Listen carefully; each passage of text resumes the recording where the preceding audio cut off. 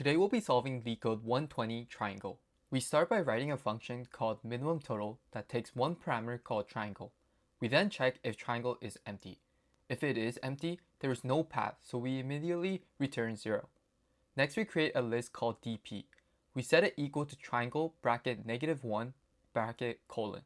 The -1 means that we are accessing the very last row of the triangle. The colon means that we are taking a slice, which makes a copy of that last row instead of referencing it directly. We do this because we want to freely update dp without changing the input triangle. At this moment, dp holds the minimum sums starting from the bottom row, which is just the values themselves. Now we start our bottom up loop. We write for row in range len triangle -2, -1, -1.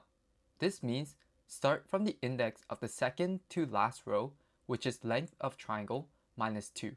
Go down to 0 inclusive and step by -1 each time. This way we move row by row upward until we reach the top. Inside this loop, we write another loop for I in range len triangle at row. This goes through each element in the current row.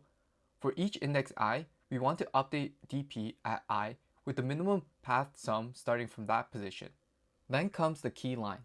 dp bracket I equals triangle bracket row bracket I plus min dp bracket I, comma dp bracket I plus 1. Let's read that carefully. dp bracket I means the value in dp for the path directly below. dp bracket I plus 1 means the value in dp for the path diagonally to the right. We take the minimum of those two values using the min function. Then we add triangle bracket row bracket I, which is the value at the current position in the triangle. Finally, we assign that result back into dp bracket I. This update means that dp at I now holds the minimum path sum starting from the current row and column. When both loops finish, dp at index 0 will hold the minimum path sum from the top of the triangle down to the bottom.